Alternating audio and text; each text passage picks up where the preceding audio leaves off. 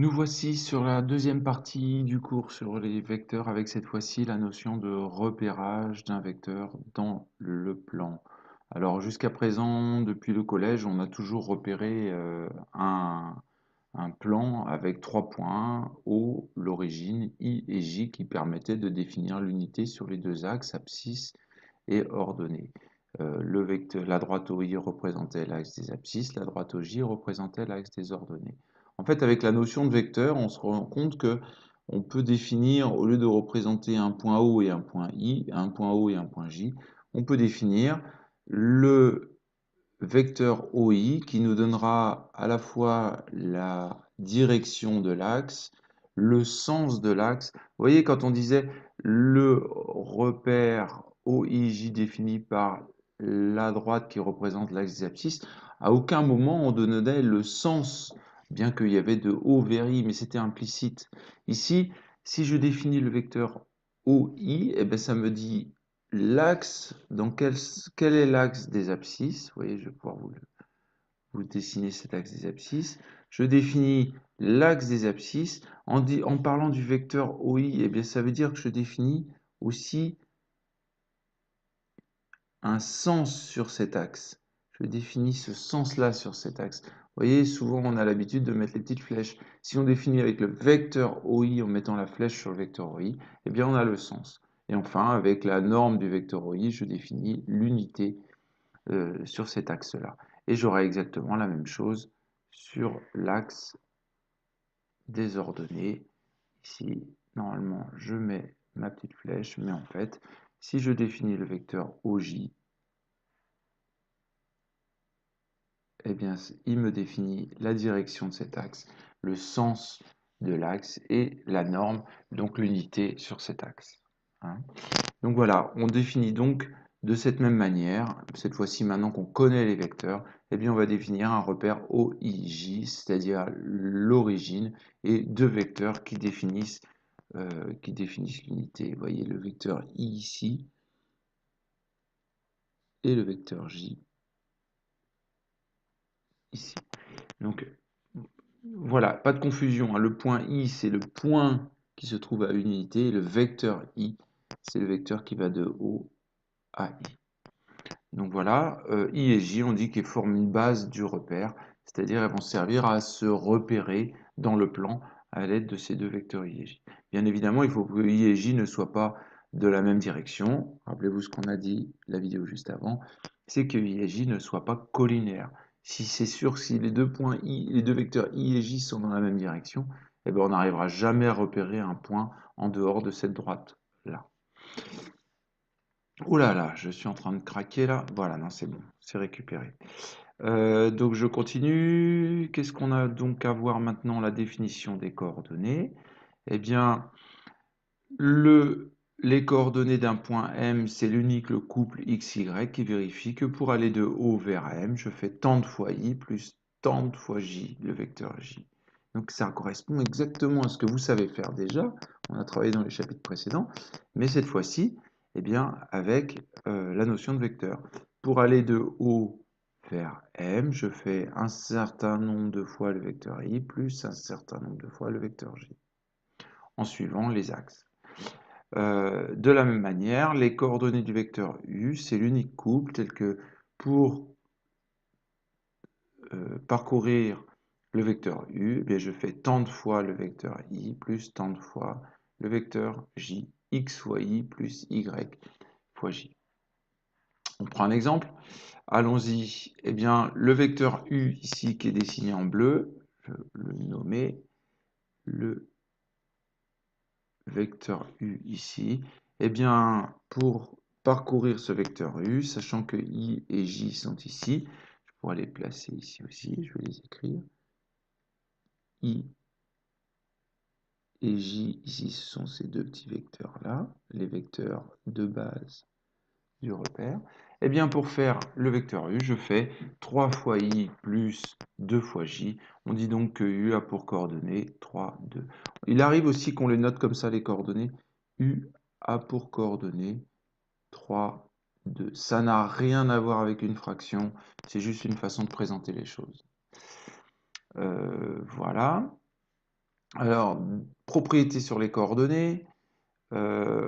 Si j'ai deux vecteurs U et V qui ont pour coordonnées AB et A'B', eh bien dire que ces deux vecteurs sont égaux, vous voyez, c'est dire que mes deux vecteurs sont égaux, c'est dire que j'avance autant en U et en V en I et en J pour chacun des deux vecteurs. Vous voyez, ici, je vais changer de couleur. J'ai tant de fois I plus un certain nombre de fois J. Et bien ici, j'ai tant de fois I plus un certain nombre de fois J. Et on veut que ce soit les mêmes coefficients. Donc dire que les deux vecteurs sont égaux, c'est que j'avance de temps en A par rapport à I et j'avance de la même valeur par rapport à J. Donc ici sur ce schéma, eh bien, on pourrait représenter le A, en fait, il se trouve ici, le A' ici, le B ici, le B' ici. Dire que ces deux vecteurs sont égaux, c'est dire que A égale A' et que B égale B'. Voilà. Alors on a des propriétés de la même façon. Si j'additionne deux vecteurs, je vais vous les représenter ici en noir. Je prends un premier vecteur comme ça, et puis un deuxième vecteur comme ça, qu'on appellera U et V. De la même façon ici, j'avance d'un certain... Oula, je bloque avec mon crayon. Ça bug. Voilà. Reprenons. Donc, les coordonnées du premier vecteur. J'avance d'un certain nombre de fois I et d'un certain nombre de fois J. Pour le deuxième vecteur V, un certain nombre de fois I et un certain nombre de fois J. Est-ce que vous me suivez? Ici donc, je peux dire que, hop là, ici donc j'ai A, B, ici j'ai A', ici j'ai B'. Finalement, les coordonnées du vecteur qui correspond à la somme des deux, je vous la mets en bleu, la somme des deux vecteurs, c'est ça, hop là, je vais montrer, ça va être plus propre comme ça. La somme de mes deux vecteurs, elle est là. Et bien pour faire ce vecteur-là, qui correspond à la somme U plus V, et bien regardez, en I, ça correspond à additionner les deux parties vertes, donc A plus A', et en J, additionner les deux parties rouges, B plus B'. Donc les coordonnées de... je vais partir au vert d'abord. Les coordonnées du vecteur U plus V, d'abord c'est A plus A', et enfin, en ordonnée, ce sera B plus B'. Voilà, on pourrait faire le même schéma avec K fois U. Si je multiplie un vecteur par un certain nombre, bah, les abscisses vont être multipliées d'autant et les ordonnées d'autant. Tout ça, c'est proportionnel. Mon micro qui fait du bruit. Donc ici, on aura K fois A et K fois B. Voilà. On ferme les parenthèses. Voilà. Propriété cette fois-ci, quand on connaît les points A et B, les coordonnées de ces deux points-là, comment trouver les coordonnées du vecteur AB? Là encore, je vais vous faire un petit dessin, rien de tel, pour bien comprendre ce qui se passe. Voilà, c'est pas terrible, hein, mais voilà, décidément.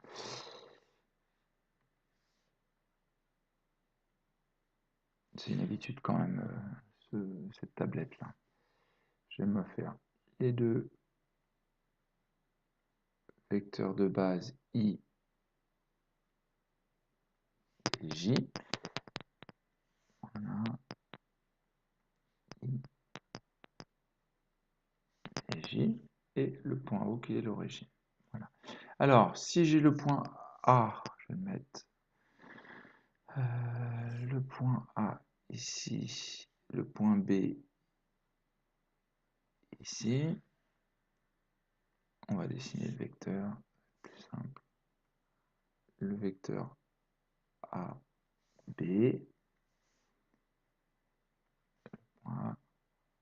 le point B. Alors, comment trouver les coordonnées du vecteur là? Eh bien, en fait, de la même façon qu'on l'a vu ici, vous avez ce qui correspond XA ici. D'accord? Faire des petits pointillés. Et puis ici, vous avez XB, je vais le faire en bleu. XB, c'est tout ça. Donc finalement, pour savoir de combien je me suis déplacé par rapport à l'axe des abscisses pour le vecteur AB, il suffit de prendre la différence là, c'est-à-dire XB moins XA. Donc, l'abscisse du vecteur AB, c'est pour l'abscisse, c'est XB moins XA. Et pour l'ordonnée, eh bien, ce sera la même chose pour l'ordonnée. Si je fais ici GY A ici, et ici, j'ai la hauteur qui représente Y B.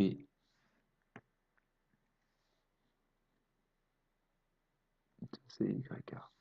Et donc au final, eh bien, si je veux pouvoir obtenir un pointillé, si je veux pouvoir obtenir de combien je me suis déplacé par rapport à l'axe des ornées pour le vecteur AB, ce qui correspond à cette distance-là, ce déplacement-là, là, eh bien, je fais la valeur YB moins YA. Donc j'obtiens ici YB moins YA. Et voilà, c'est fini. Donc, on va passer à un exemple. Ça va vous permettre de bien voir ce qui se passe.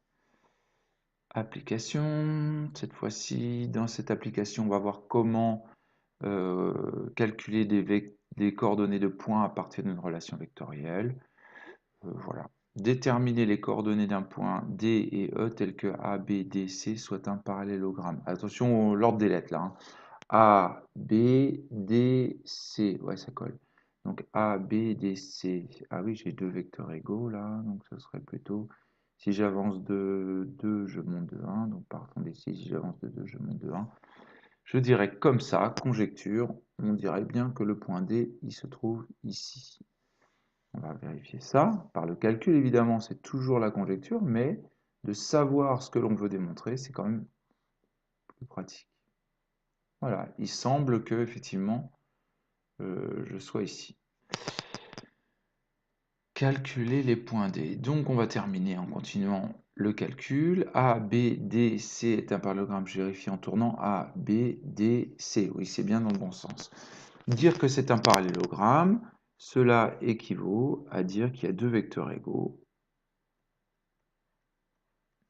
C'est-à-dire, par exemple, AB égale CD. On a établi une relation vectorielle et on va écrire cette égalité de vecteurs à l'aide des coordonnées. Pour ça, on va calculer, et s'il y a un des points qu'on ne connaît pas, on met des inconnus. Alors, on y va pour le vecteur AB.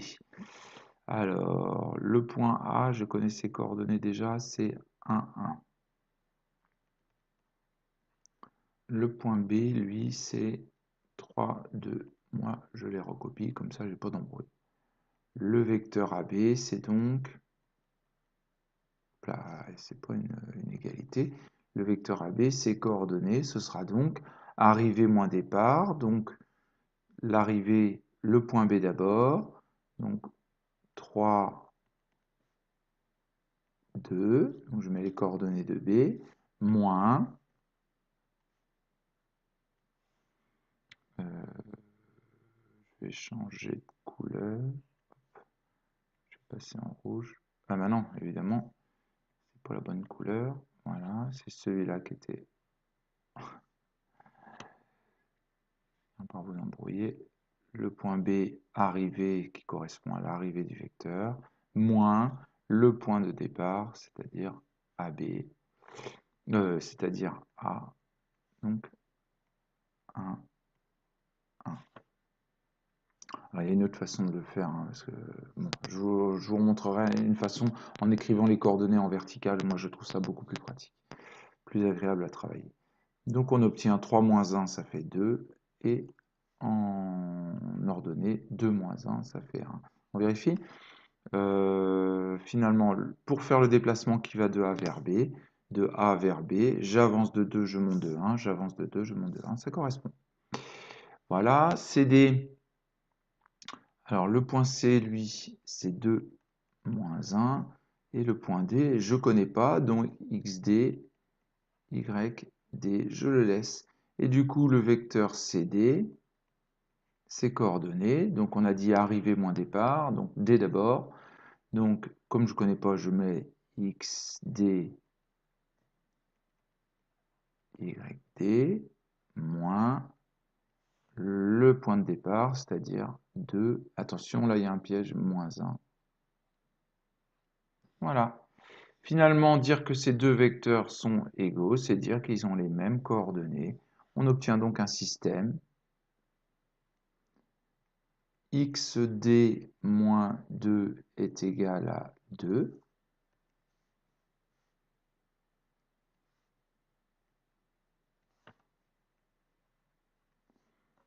Et même chose avec les ordonnées, c'est-à-dire yd plus 1 est égal à 1. Au final, en isolant, on obtient yd est égal à 2 plus 2. Et hop là, xd. Et yt est égal à 0. Final, le point D a pour coordonnées 4, 4, 0. Ça correspond 1, 2, 3, 4, 0. Ça colle. Ça va? Je vais vous le faire la même chose avec le deuxième, mais cette fois-ci en utilisant les coordonnées de manière verticale, vous allez voir. C'est pas mal aussi, et je crois que là, c'est à vous de faire votre choix, et je vous laisserai choisir. Voilà. On y va? C'est parti. Normalement, on pourrait déjà le construire, celui-là, en conjecturant, de manière à conjecturer les coordonnées. AE est égal à AC moins AB, donc je vais mettre plus BA. Voilà. Et puis on va voir ce que ça donne sur la figure. Je pars de A, je fais AC plus BA. Je pars de A, je fais AC. Ok. Ensuite, je fais BA. BA, c'est comme ça, donc BA, j'arrive là. A priori, j'aurais tendance à dire qu'on devrait être pas loin de là. Je répète, pour faire AE, je fais AC plus BA. J'arrive ici. Donc a priori, on devrait être pas loin de la vérité ici avec le point E. Ok, on va essayer de prouver que le point E a pour coordonnées 0, moins 2. C'est parti. Alors, pour ça, on y va par les calculs. On oublie presque la figure. On y va. Le point, on va calculer les coordonnées de ces différents vecteurs. Donc d'abord pour le vecteur AE. Alors, regardez, il y a une façon de le faire. Hop là. J'écris mon vecteur AE. Ici, je vais mettre tout de suite les coordonnées de E. Mais vous voyez, je vais travailler en vertical. X, E, Y, E. Je mets des moins parce que de toute façon, c'est dans la formule différence entre X, Y, E et XA, YA. Alors, le point A, il a pour coordonnées. Hop là, vous voyez, c'est là que c'est bien d'avoir un peu sous les yeux. Je vais peut-être non, pas dézoomer. Le point A, c'est 1, 1. Donc, je remplace les coordonnées de A. Je vais les mettre en vert. Vous allez vous repérer. Moins 1, moins 1. Terminé. voyez, c'est plus agréable que de travailler en ligne en disant qu'est-ce qu'on met là? On met d'abord les A, l'arrivée, donc E, les moins, et après le départ, donc A. On essaie avec la deuxième, AC. Je dessine mon vecteur, j'écris mon vecteur AC. Hop, je peux déjà mettre les moins. Et maintenant, je mets les coordonnées, arrivée moins départ. Le point C, lui, on l'a ici, c'est 2 moins 1. Donc, je vais le mettre en couleur. Je mets C d'abord, arrivée 2 moins 1. Pour oublier le moins. Et le point A, lui, on a dit que c'était quoi? 1, 1. Je vais le mettre en rouge à nouveau, comme ça. 1, 1. Et j'obtiens, hop, 2 moins 1, ça fait 1, moins 1, moins 1, moins 2. Oui, c'est plus agréable que de travailler comme ça. Mais ça dépend de chacun. Il nous reste le vecteur AB. Allez, on va voir si on a compris. On va aller un tout petit peu plus vite. Arrivée, CB, 3, 2. Moins, il y a toujours des moins. Et A, c'est 1, 1. Et voilà, c'est fini. Tac, je calcule, ça me fait 2, 1. Voilà. Au final, j'ai une égalité entre trois vecteurs qui est AE égale à C moins AB. AE est égal à AC moins AB. Eh bien, je vais réécrire cette égalité, mais avec chacune des coordonnées. Donc, on arrive au système suivant. Donc, xe moins 1. Oh, ça baragouine. Ça gribouille. Xe moins 1 est égal à les coordonnées de AC, donc l'abscisse c'est 1. Ok, moins, ça c'est dans la formule, dans la relation vectorielle, et moins 2. De la même façon, YE moins 1 est égal à moins 2, moins 2, moins, pour AB, je suis à 1. C'est comme si ici, peut-être que je vais refaire comme ça. Vous voyez, le égal là, c'est le égal de la relation vectorielle là. Et puis le moins qui est là, c'est le moins qui est ici. Je réécris la même relation vectorielle pour les abscisses, puis pour les ordonnées. Une fois que c'est écrit, c'est juste un système de deux équations à deux inconnues, puis en général, en plus, elles sont simples, ces équations. Vous avez vu, il suffit de passer le 1 de l'autre côté. Donc ça fait xe est égal à 1 moins 2 plus 1, c'est-à-dire 0, et ye est égal à moins 2 moins 1, ça fait moins 3. Moi, je vais détailler. Moins 2 moins 1 plus 1, le moins 1 que je passe de l'autre côté, ce qui me fait moins 2. Voilà, le point E a pour coordonnées 0, moins 2. Tout va bien, 0, moins 2, ça correspond à ce qu'on avait. Voilà. Moi, au tableau, je la corrigerai comme ça. Attention, le piège, c'est de ne pas considérer ça comme une fraction. C'est bien le nombre d'en haut, on définit ensemble qu'on va le mettre on dira que c'est l'abscisse, et le nombre d'en bas, on dira que c'est l'ordonnée. Mais c'est pas une fraction, c'est pas un quotient. Donc, il faut bien faire la distinction, c'est le piège.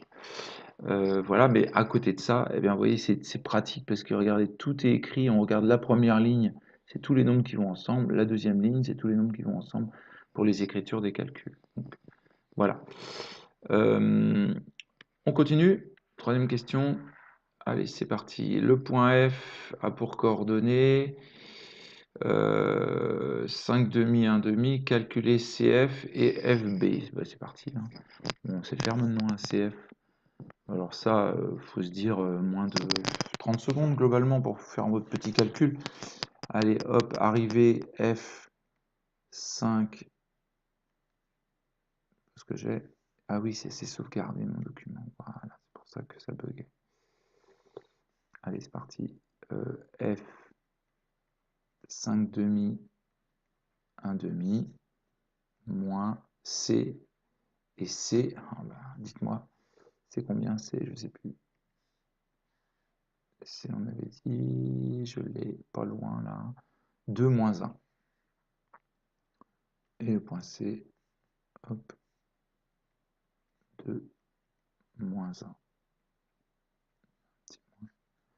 On obtient en calculant 5 demi moins 4 demi, ça fait 1 demi, hein. Vous êtes grand maintenant, hein. 5 demi moins au même dénominateur 4 demi. 1 demi plus 1, ça fait 1 demi plus 2 demi, ça fait 3 demi. Voilà. On va faire pareil avec FB, B, on l'a quelque part, le point B. Allez chercher, j'ai 3, 2. Donc B, arrivé d'abord, 3, 2, moins le départ, et le départ CF, donc c'est 5 demi, 1 demi, et ça correspond à 6 demi moins 5 demi, ça fait 1 demi, et 4 demi moins 1 demi, ça fait 3 demi. On constate ainsi que les coordonnées de ces deux vecteurs sont les mêmes. CF et FB ont les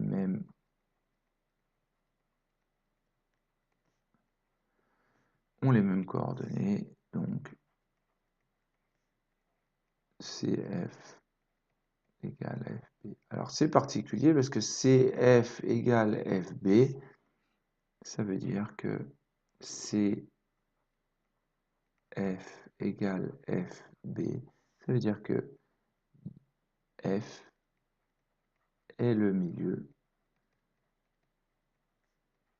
de CB. Vous voyez, tous ces exemples-là, il faut que vous les repreniez tranquillement à tête reposée pour voir est-ce que j'ai bien compris. Là, vous avez un mode corrigé, mais bien sûr qu'il faudra retester, vérifier que tout est au clair et que vous arrivez à retrouver ces petits exemples-là.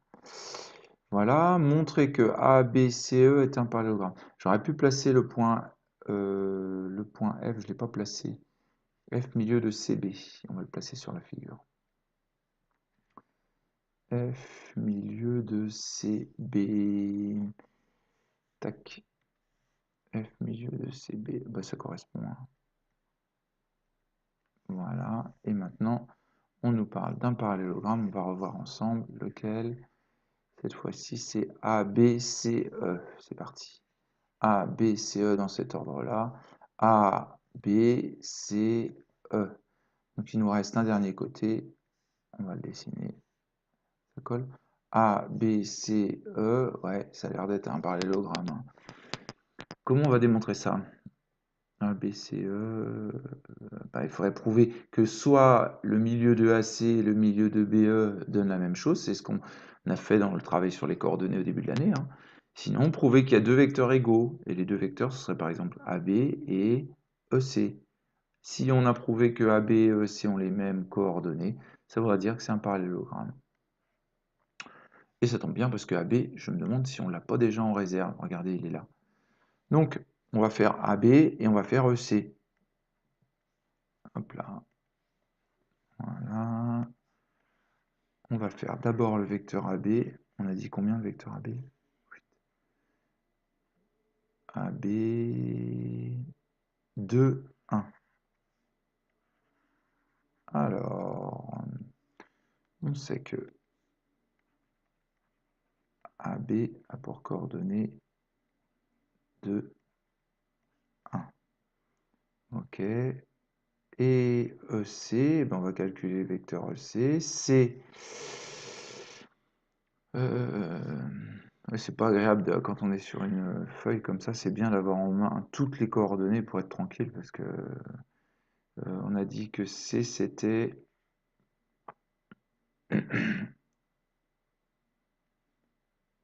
c'était 2 moins 1. Donc, je retourne C, donc arrivé 2 moins 1, 2 moins 1, moins E, Et E, on vient de dire que c'était 0, moins 2, je crois. Ouais, 0, moins 2. Donc, hop, 0, moins 2. Faites gaffe aux parenthèses, hein. Ok, et on obtient 2. Et moins 1 plus 2, c'est-à-dire 2 et 1. Bingo, les deux vecteurs sont égaux. A, B égale E, C. Donc, A, B, C, E est un enregistrement du document. Un petit logiciel là qui... Voilà. Donc, est un parallélogramme.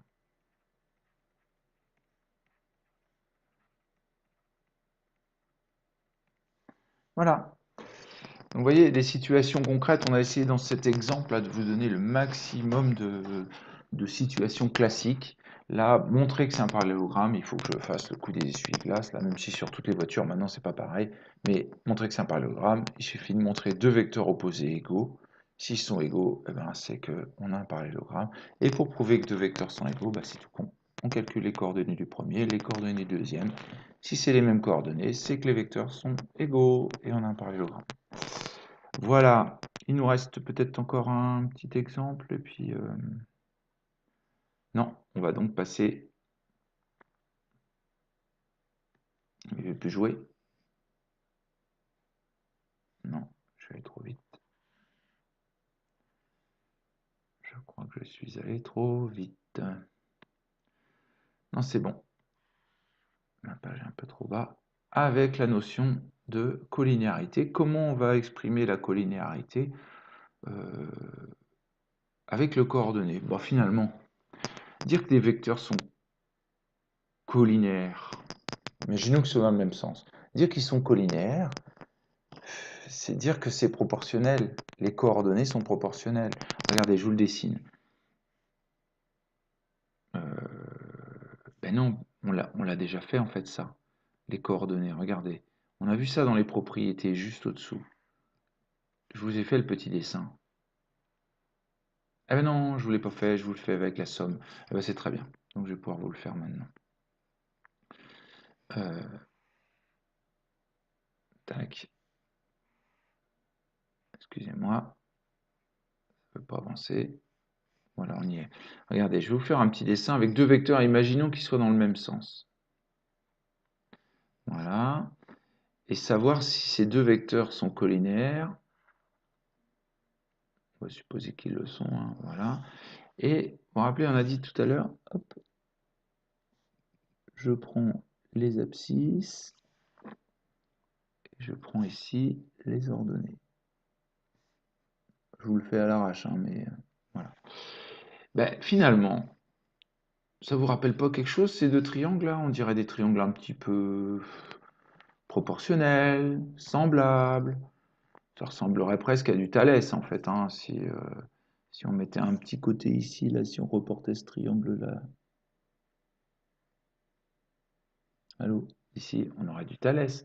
Donc tout ça, c'est une histoire de proportionnalité. Le côté là est proportionnel à celui-là. Donc les rapports des abscisses doivent être la même chose que le rapport des ordonnées. Autrement dit, si le vecteur U a pour coordonnée x, y, et le vecteur V a pour coordonnée x', y', eh bien ça veut dire que x égale à k fois x', y égale à k fois y'. Donc, eh bien, dire que des vecteurs sont collinaires, c'est dire que ce rapport-là, il est égal. Alors attention, il y a un tout petit piège. C'est qu'il ne faut pas que ces vecteurs-là aient un y qui soit égal à 0, sinon ça bug. Mais dans ce cas-là, c'est simple à traiter. Et on va voir un moyen mémotechnique qui nous permettra de le régler directement. Moyen mémotechnique, eh bien, on place les coordonnées de x du premier vecteur, les coordonnées du deuxième vecteur, et c'est regarder la proportionnalité. X sur x' égale à y sur y'. Vous le faisiez avec Thalès, vous le faisiez avec la proportionnalité dans les triangles semblables, on le fait avec les vecteurs, c'est toujours la même notion de proportionnalité.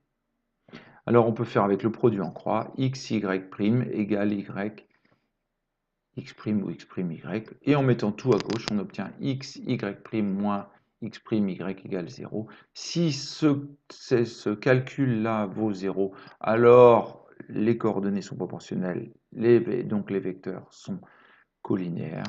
Et puis s'il ne vaut pas 0, bah, c'est qu'ils ne sont pas collinéaires. On fait un essai?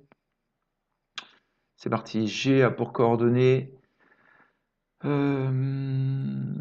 G a pour coordonnées 5, moins 2, montrer que les droites AC et BG sont parallèles. Eh bien, on va regarder si les vecteurs AB, AC et BG sont collinéaires. Regardons si AC et BG sont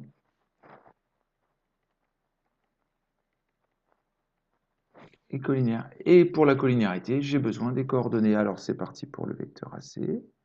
Oh, on l'a pas fait le vecteur AC déjà? On va pas faire du boulot alors que c'est fait, hein. Si on est bien organisé sur sa feuille. Ah, je ne suis pas organisé avec le logiciel, hein.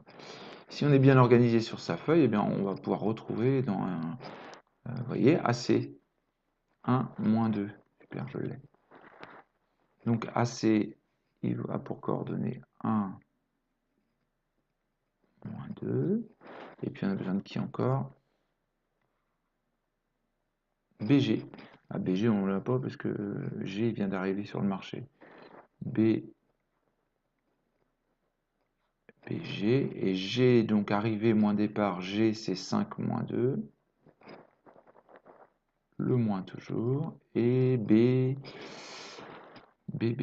J'aurais pu faire sur un petit bout de papier pour vous faire gagner du temps. Ça aurait été plus cool. Je reviens aux pages précédentes. B, vous l'avez en vue. Alors, B, c'est 3, 2. Voilà. Je vais mettre la figure comme ça. Donc, B, c'est 3, 2. C'est-à-dire, on obtient 2, moins 4. Voilà. Il suffit de faire les rapports de proportionnalité ou le produit en croix avec ces trois coordonnées. Donc, on recalcule. Moi, je vous conseille d'écrire un critère de collinéarité.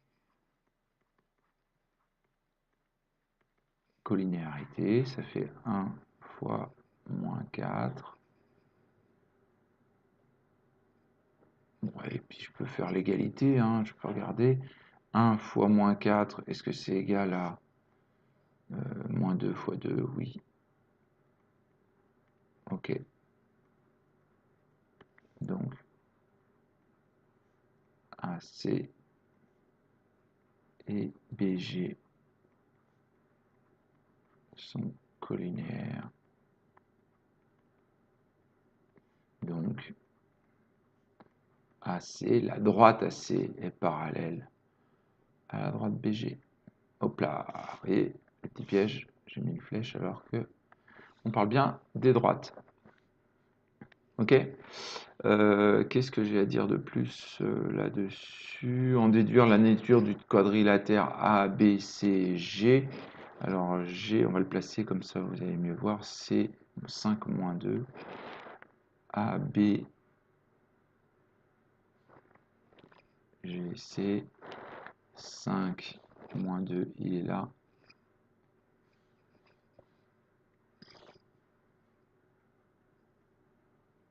Ça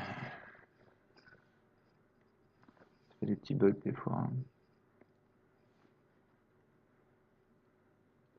Voilà, A, B, G, C. On va le dessiner et on a vu que BG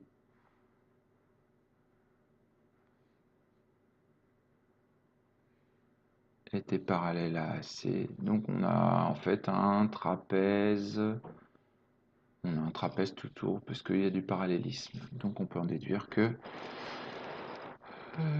Le quadrilatère est un trapèze. Voilà, je vous laisse l'écrire là, j'ai plus de place. Voilà, et pour finir, on va travailler avec la notion de repère orthonormé. Ben là, vous avez vu la formule des coordonnées et de la distance entre deux points quand on a les coordonnées de ces deux points.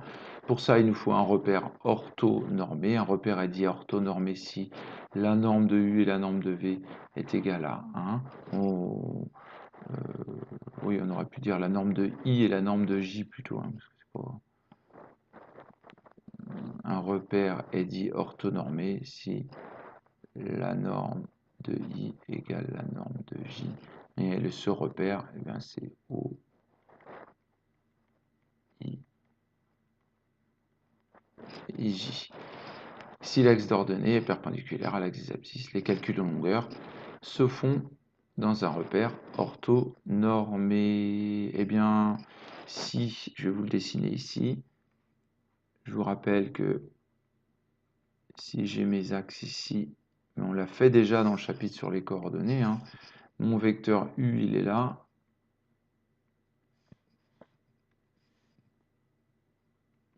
Eh bien, comme c'est un repère orthonormé, eh bien, le triangle ici, là, en décomposant les abscisses et les ordonnées. Oh, ben, j'ai oublié le triangle. Attendez, je vais vous faire ça propre quand même. En décomposant U par rapport à I, puis par rapport à J, eh bien, comme le repère est orthonormé, ici, on a un gentil petit angle droit à cause du fait que le repère est orthonormé. Et si on a un angle droit, ben on a un coup de Pythagore. Et du coup, la longueur du vecteur AB, eh bien, c'est les coordonnées, là j'ai X et Y, c'est Pythagore avec les coordonnées X et Y de U. Donc on peut donc dire que c'est racine carrée de X au carré plus Y au carré. D'accord? Et donc, comme le vecteur AB ici, ce qu'on vient de voir, c'est les coordonnées de AB. Tout à l'heure, on a vu que c'était arrivée moins départ, arrivée moins départ. Eh bien, en prenant la longueur, la norme du vecteur AB, eh bien, je vais écrire racine carrée de l'abscisse de AB, c'est-à-dire XB. Attendez, j'enregistre.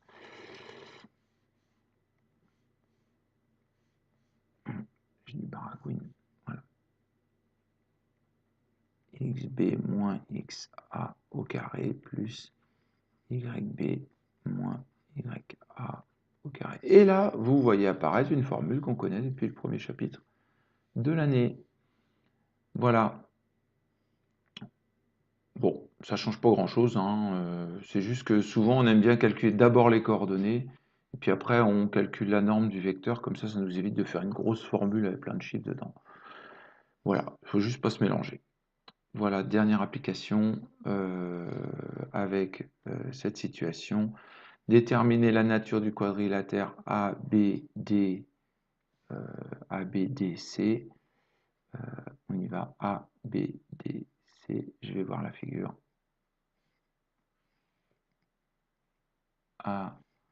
ABDC. Oh, on sait déjà que c'est un parallélogramme, on a vu.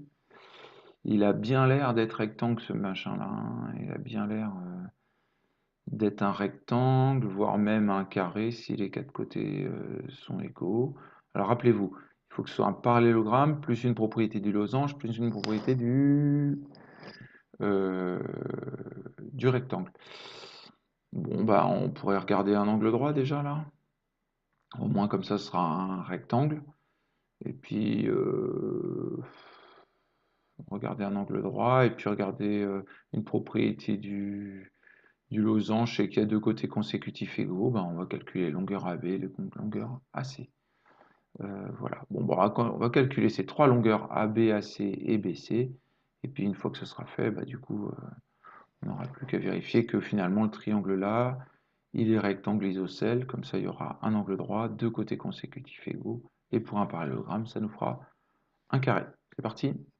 ABC. C'est parti pour ABC. Alors, vous voyez que c'est là que c'est intéressant parce que, vous voyez, j'ai calculé AB déjà. Il suffit que j'aille voir au-dessus, quoi.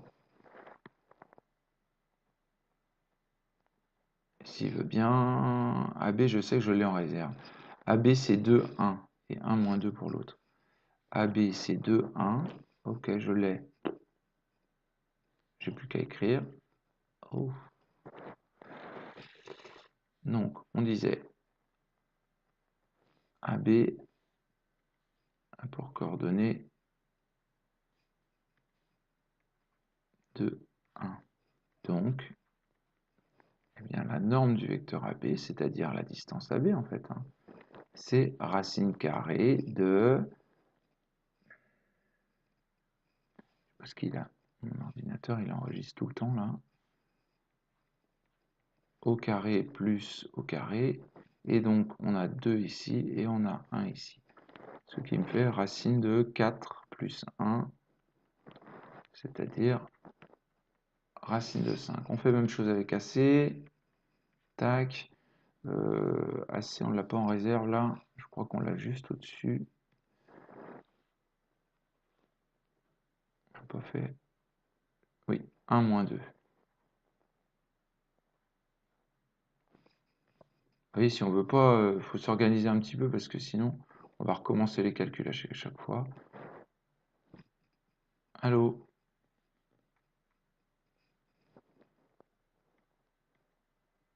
Donc, la norme de AC, c'est racine au carré plus au carré. Là-dedans, je mets les coordonnées 1, moins 2. Et j'obtiens racine de 1 plus 4. Je suppose qu'il a mon crayon aujourd'hui. Pas cool. 1 plus 4, c'est-à-dire racine de 5. Bingo, on a deux côtés consécutifs égaux pour un parallélogramme. On a donc affaire à un losange. Il nous reste plus que l'angle droit, et pour l'angle droit, on a besoin de la longueur BC. Je calcule mes coordonnées de BC, je ne les ai pas faites BC. Pareil, hein, pour de feignant, hein, si on a déjà fait un travail, on ne va pas recommencer. Donc je vais essayer de me choper BC. Je suis pas sûr qu'on l'a déjà fait BC. Hein. Eh ben non, c'est pas grave. Alors B 3, 2, C 2 moins 1. 3, 2 et 2 moins 1.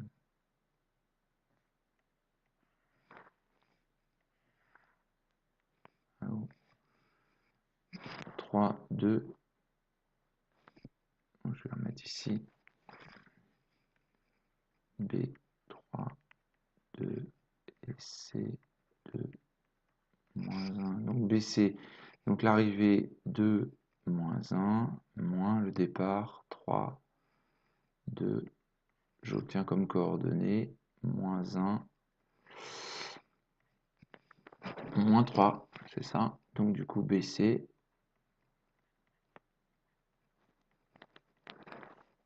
c'est racine de, hop, au carré plus au carré. Vous voyez l'intérêt de mettre avant? Soit j'ai plus qu'à remplir les parenthèses. Moins 1, moins 3. Et j'obtiens... Ah, ça y est, là, mon logiciel enregistre encore. Et j'obtiens 1 plus 9, c'est-à-dire racine de 10. Et ça sent bon, ça sent bon la réciproque de Pythagore. Hein. Donc, d'une part, on a AB égale AC. D'autre part, on a AB au carré plus AC au carré qui vaut racine de 5 au carré plus racine de 5 au carré, ça fait 5 plus 5, ça fait 10. Et d'autre part, on a BC au carré qui vaut racine de 10 au carré qui vaut 10. Bingo! D'après mon crayon encore qui bug.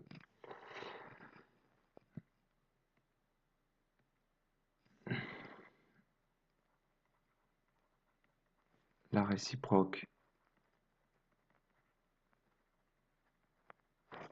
de Pythagore. On l'appelle Pyth, hein, c'est notre copain. ABC est rectangle en A. Finalement, donc ABC, D est un parallélogramme avec deux côtés consécutifs. Wow. Vous comprendrez, égaux et un angle droit. C'est donc un carré. Et voilà. On en a fini avec cette partie cours. Très importante, vous avez vu, il y a beaucoup d'exemples. Référez-vous à ces exemples, refaites-les pour être opérationnel. Et vous vous rendez compte que finalement, avec les vecteurs, vous êtes capable de savoir, on le savait déjà, calculer des distances, calculer des milieux. Mais là maintenant, en plus, on sait savoir si des points sont alignés, si les droites sont parallèles. Donc, que en faisant des calculs, on sait faire plein de géométrie. Ça commence à être vraiment intéressant pour démontrer plein de choses que par le calcul. Voilà, j'en ai fini avec ce cours sur les vecteurs, mais l'essentiel, ce sera bien sûr les exercices. Au revoir.